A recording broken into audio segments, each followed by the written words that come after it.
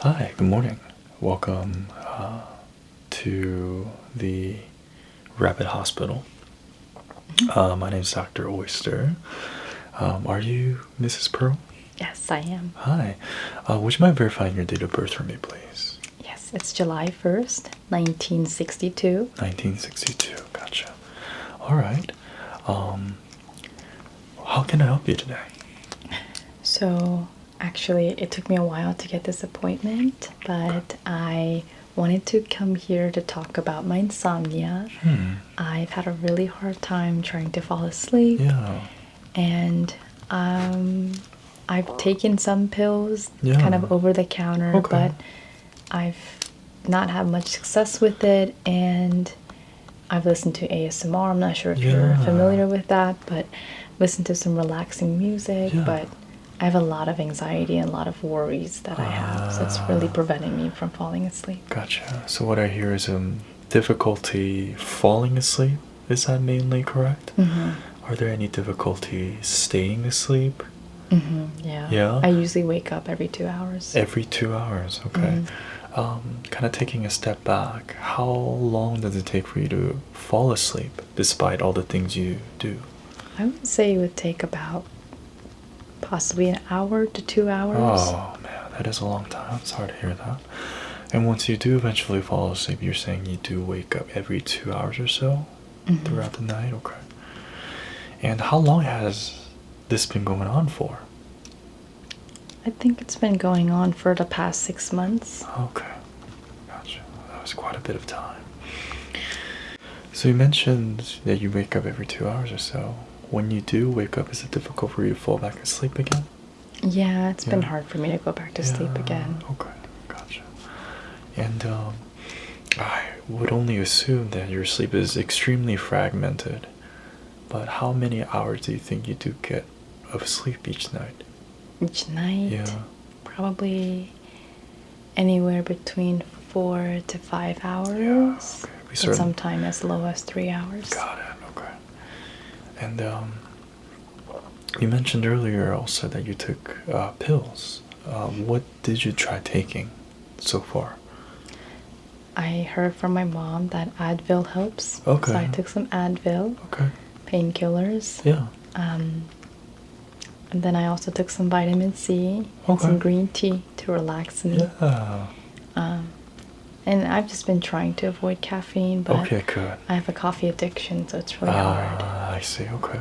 Yeah, so I think that definitely is a very good segue into what I wanted to ask next, actually, is about your sleep hygiene. Okay. Do you know and do you understand what I mean by sleep hygiene? Like, as in, how do I take care of my sleep? Yeah, kinda. It's like the things you do prior to you sleeping, or at least going to bed, that helps you fall asleep. So you mentioned a lot of good things actually. Like you mentioned earlier that you will listen to ASMR videos, which I heard those are very relaxing for some people. You drink green tea. Now, do you know if that green tea is caffeinated or not? I'm not sure. Yeah, okay. I mean, that's Yeah. something that we could make sure that the tea is decaffeinated, right? And vitamin C, it's good to take multivitamins. It's good to have a good balance of that. But that is not one of the things I know is particularly helpful for sleep specifically, but it certainly doesn't hurt it either. When it comes to your caffeine consumption, though, your coffee, as I remember correctly, how many cups are you drinking per day? Usually 10. 10 cups of coffee. Wow, okay. I really love coffee. Yeah, I could see that. And how do you like your coffee? Is it straight black? Do you drink it with a latte? A lot of sugar. A lot of sugar as well. Okay. And is it spread throughout the day, or is it kind of in the morning when you wake up? Like, how do you drink the coffee I usually? usually take a shot of sugar and coffee in the morning, Okay. and then I keep drinking it. Keep drinking it. So it seems like it's pretty well evenly spread throughout the day. Okay. When would you say your last cup of coffee prior to your sleep is? I think probably around 10 o'clock at night. Got it. And then when do you generally try to go to sleep? I try to go to sleep around 11 p.m. Okay. but I usually am not successful until 1 or 2 a.m. Yeah, okay. Is there anything else that you have tried to help your sleep? I've tried taking baths Okay. and kind of relaxing my body, Yeah. listening or doing journaling to relax some things, but I think generally I have a lot of thoughts in my head. Yeah. So, and also I have these crazy ideas late at night, so it makes me want to get up and do them. So it's hard for me to fall asleep. And let's see here. Just kind of backtrack a little bit. So this has been going on for the past 6 months or so. Did anything significant happen 6 months ago? Like a major life stressor or a big event or a change in your life pattern that you could think about? I moved out of the country. Oh. And then things didn't work out, so I had to kind of find another home. So that was very stressful. Okay. I also lost my pet I'm last sorry to hear month, that. and Yeah. it was very hard to go through, but Yeah. something that was a little hard, and I think that's probably what has been keeping me up at night. No, I could certainly see how these, life stressors could impact your quality of sleep. In addition to some of the other things that are going on in your life that I want to touch upon. And these are some questions that I ask of everyone that comes in through the office, okay? It's not a way for me to single you out in any way. So don't take offense to any of these, but it may seem a little personal, okay? So I apologize in advance. Are you or have you ever used any tobacco or products that have tobacco in them, such as dip or vaping, cigars, cigarettes? At the moment, I haven't used any. Okay. Any history of using them ever in the past? At the moment, no. No, I'm not talking about at the moment in time, but ever in your life. No. No? Okay, gotcha. Thanks for that clarification. How about any alcohol consumption? Just a little bit here and there, but nothing too much. Yeah. And when you do drink, do you drink more than 2 or 3 drinks in one sitting fairly often, or? Usually no. I would just share a drink Okay. with my husband, but that's about it. Got it. Okay. And any prior history of like illegal substance use, to include cocaine, methamphetamine, marijuana, or anything like that? Okay. And are you prescribed any medication? For It was any? just for anything. I had a Yeah. little bit of a migraine about 6 months ago, and I was Got it. prescribed some ibuprofen, Okay. but that's about it. Yeah. I don't regularly take a lot of medication. Okay. Good. Any allergies for you to any medication? Allergies? No, I don't think so. Okay. Any prior surgeries for anything? For any reason? I don't think so. No surgeries. Okay.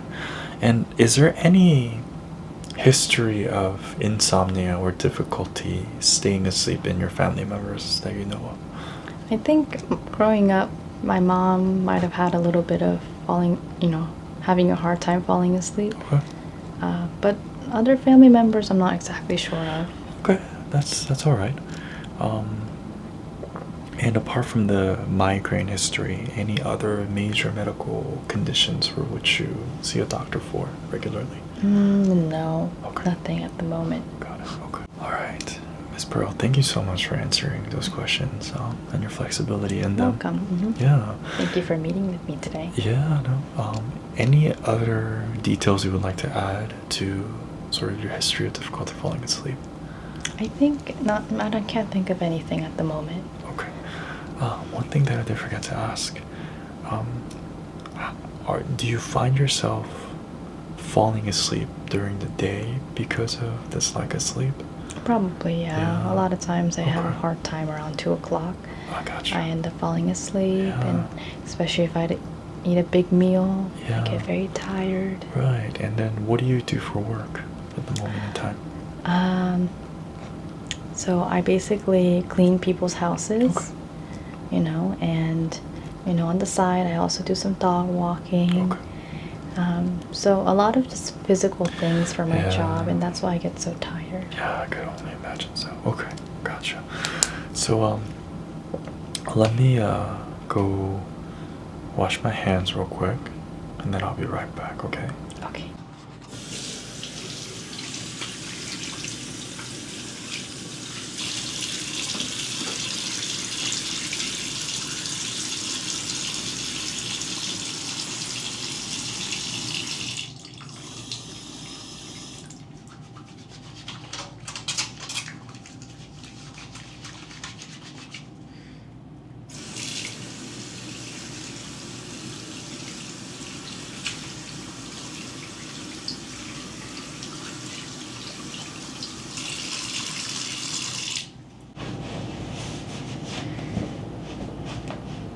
Alright, Miss Pearl, thank you so much for your patience. So we'll get started with the physical exam, okay?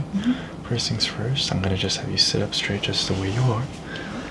And I'm just gonna move around you so you don't have to adjust much unless I tell you to do something specific, okay? And listen to your heart first, alright? Okay. You can have you breathe normally through this, okay?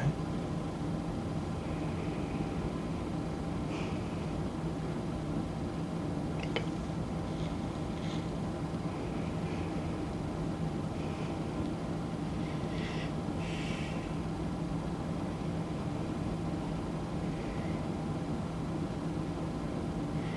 Okay, good.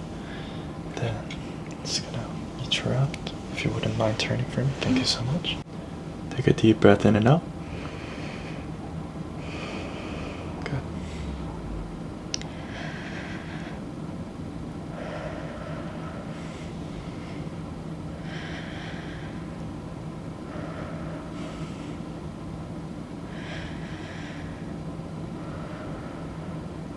Okay. Alright, thank you so much for that. Now, I'm just gonna feel around your face, okay? So just let me know if any of this is painful. No. No? Okay. No. Take a big swallow for me. Okay, good. Okay. Mind if I feel your belly real quick? Just want to make sure that there's nothing. I have a big belly. No, you don't. Is there any pain as I press in? No. No? Okay. Good. Alright. One last thing that I want to check is your pupillary reflex, just to kind of do more of a comprehensive exam. Alright, so I'm just gonna have you open your mouth wide and say ah. Okay, good. Perfect. Then you could go ahead and close your mouth and just look straight ahead at me. Okay. One more time. Perfect. So everything looks good. So I kind of want to go over sort of the recommendations that I have for you. So when, patients come in with concerns of difficulty falling asleep or insomnia, the number one thing I do recommend them, and the first thing we start off with, is lifestyle modifications, okay? And the big thing to change within your lifestyle is your sleep hygiene. There are actually a lot of good things that you're already doing, but unfortunately there are some other things that you're doing that are completely canceling out the good things that you're doing, if that makes sense, okay? So I'll talk about the things that you're doing that I want you to maintain. Drinking tea, taking a warm bath, watching relaxing videos, and journaling. Those are actually all very, very good things that you can do prior to your sort of designated sleep time. And I think that was around 11 o'clock for you, that you can do to sort of calm yourself down prior to sleep. Now, the other things that you're doing that are not so helpful include the caffeine consumption, okay? Particularly drinking caffeinated beverages within 2 or 3 hours of your designated sleep time. That's gonna essentially cancel out or prevent the other relaxation things that you're doing from actually taking effect. Okay. You said you also took Advil earlier as one of the pills. And remind me, you said you're not having any pain in any sort of region of your body, correct? It's just difficulty sleeping. So Advil is really just an analgesic or a pain suppressant. It's not going to help you with your sleep unless there is a headache keeping you awake, or an abdominal pain, or any sort of pain that's preventing you from falling asleep. So I wouldn't recommend taking an Advil just for the sake of helping you sleep, okay? I see. Yeah. Any questions so far from what I said? Yeah, I knew I had to cut down on the coffee. Yeah, I know. And there are some tips with caffeine decrease that I want you to be aware of, because caffeine in and of itself is a substance. It is a drug that can cause addiction for people, and with all drugs that cause addiction, there could be withdrawal symptoms. So the biggest things that we see when patients very suddenly start to take away their caffeine consumption is headache, okay? So to sort of avoid all of those symptoms, I would recommend starting with small steps. So for you, I think that the best thing that you can do to help yourself is eliminate coffee drinking within the 3 to 4 hour window, Okay. prior to 11 o'clock at night, okay? You could drink the cups of coffee that you usually do throughout the day, because I don't want you to necessarily go from 10 to 2 very quickly, because that's where the withdrawals happen. But if you could eliminate something, eliminate the drinks that you have at night, okay? The other things that I would like you to adhere to is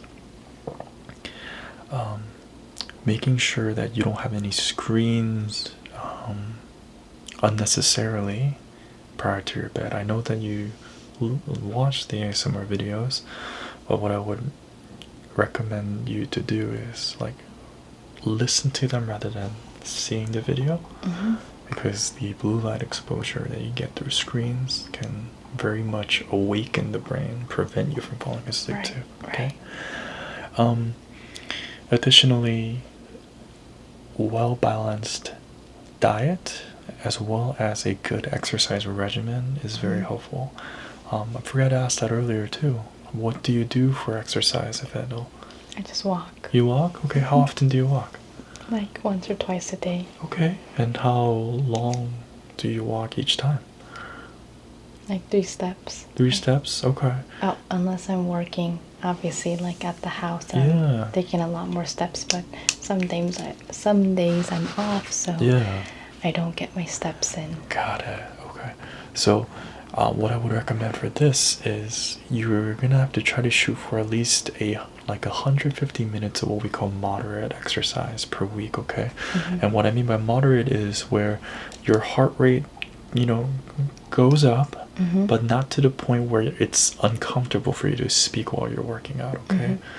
So what I recommend is engaging in at least 150 minutes of moderate exercise a day, or per week, my apologies. And moderate exercise could be any activity that essentially increases your heart rate, but not to the point where it's uncomfortable for you to speak during that workout, okay? And what I also want you to stay away from is doing a workout within the 2 to 3 hour window of you falling asleep. So timing is crucial here. Do it kind of earlier in the day so that your body is tired enough. So when you're trying to fall asleep at around 11 o'clock at night, it's a lot easier for you to fall asleep because you're kind of fatigued already naturally.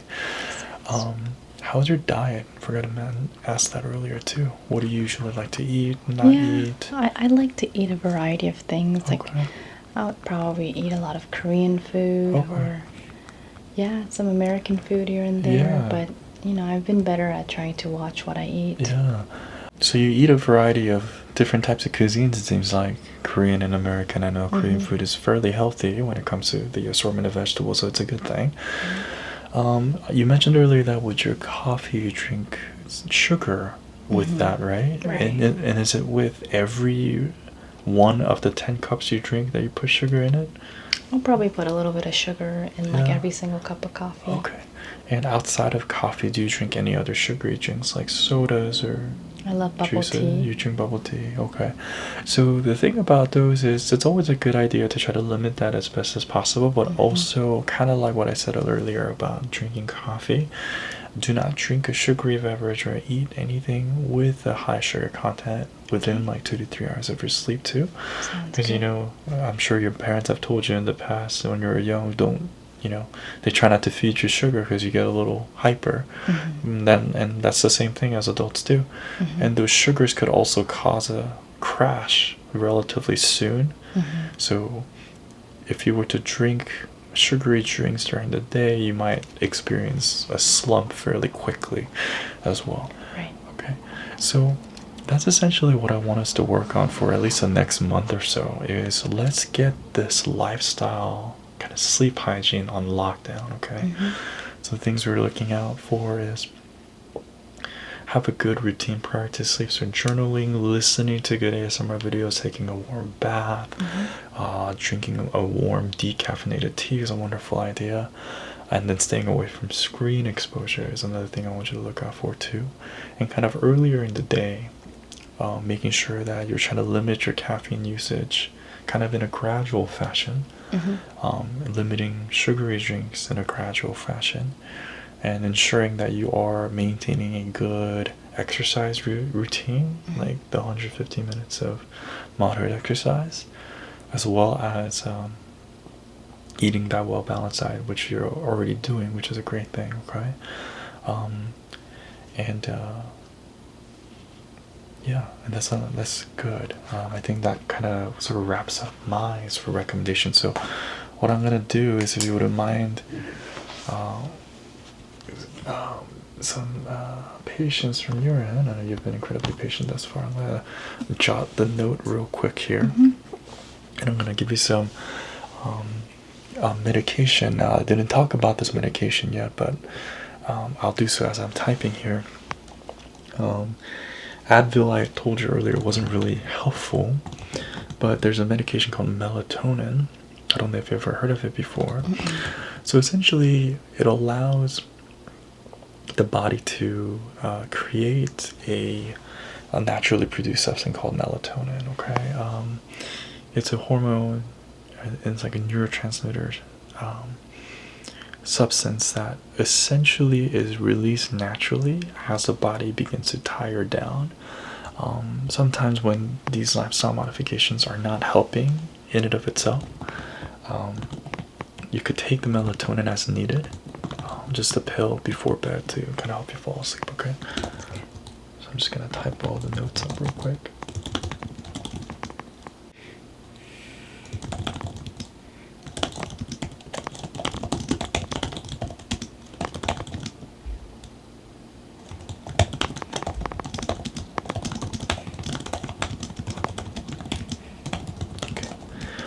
So I got the note written for you, and I prescribed and put an order for the melatonin, and actually here's a nurse now. Okay, so here we go. So this is a melatonin. Take one as needed when you feel like I've done everything we kind of talked about, and you're still feeling like it's difficult for you to fall asleep. Okay. Let's plan on seeing each other again in about a month's time or so. Okay. Please try to do your best to kind of make those changes we talked about, and we'll see how effective these all are. Okay. All right.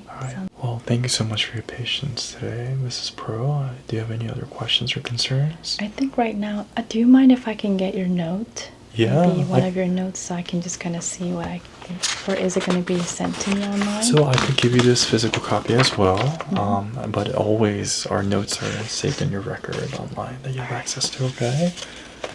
All right, wonderful. Thank you so much. I'll see you in another month. Okay, sounds great.